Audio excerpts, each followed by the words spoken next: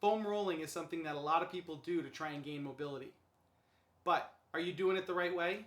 There's actually several techniques on how to foam roll, and I'm going to show you how to figure out what the right way is for you.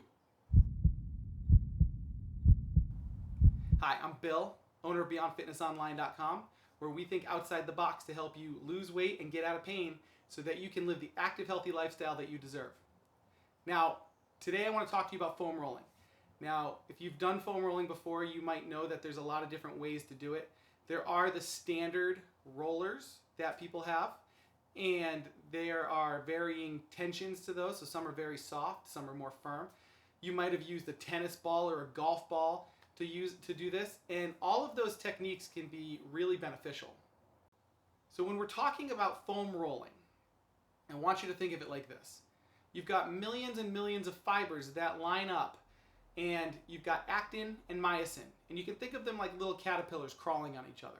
As you flex a muscle, they crawl in on each other, and as you stretch the muscle, they pull away from each other.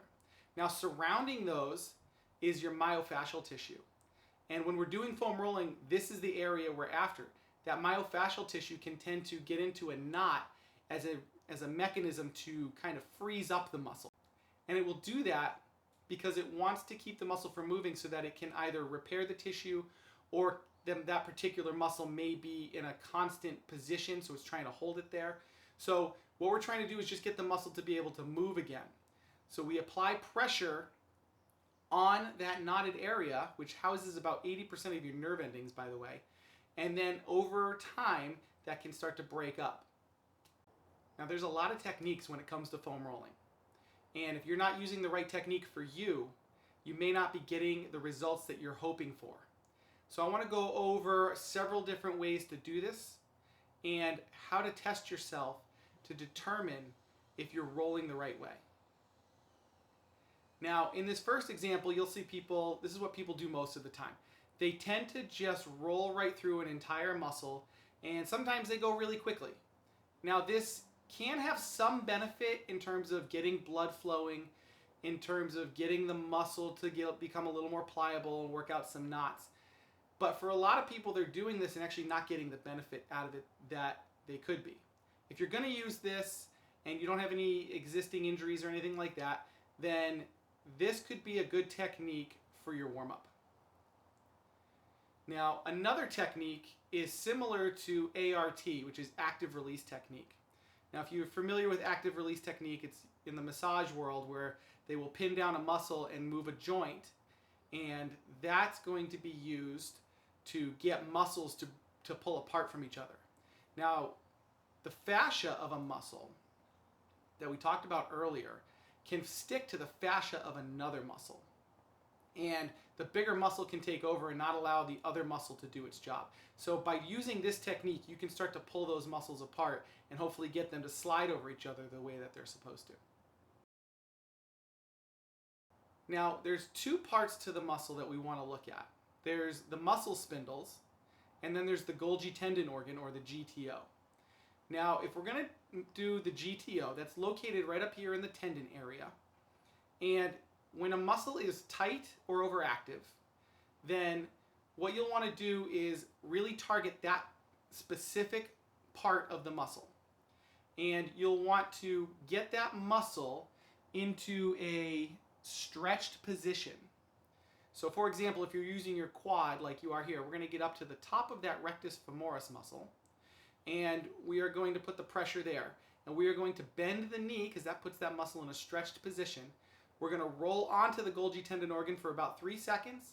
You're going to roll off of it, let the muscle relax, come back into a stretched position, go back onto it for 3 seconds. I'm going to repeat this about 5 times.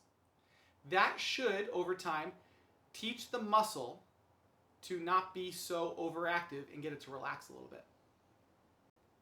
Now, if you have a muscle that's weak, which is tested with muscle testing, you can activate that muscle by getting more into the muscle spindle. So that's right in the belly of the muscle, right in the middle of it, and you're going to go ahead and flex that muscle. So again, if we're using the quad as an example, we're going to tighten that quadricep muscle, get right in the middle of it, and we're going to spend some time just finding some tender areas in there and rolling on that. Now, what you'll find is after about 30 seconds or so, that muscle should be more active. This is a great technique to use on areas like if you have a valgus collapse, meaning your knees buckle in. If you do that on your hip, it wakes up those stabilizers and can become more active so that your knees don't buckle anymore. So here's how we test to find out if you have a muscle that is weak. What you're going to do is you're going to put a muscle into the middle of its range of motion, and you're going to have somebody press on that limb. Now, you don't ever want to touch the muscle that you're testing because that can throw it off. So you can brace the body somewhere else, allow that person to apply tension with that muscle, and you just apply pressure to meet that.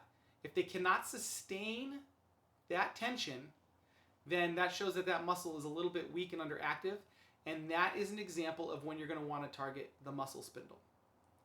Now, if you do a test, say an overhead squat, and you find that the quadriceps are very tight, causing you to lean really far forward, that's an example of where we might want to use the technique on the Golgi tendon organ, or the GTO, so that we can get that muscle to let go a little bit and allow freer movement. I hope that you found this helpful. Go ahead and try some of these different techniques. If you have any questions, please go ahead and leave me a comment below. And until next time, live healthy.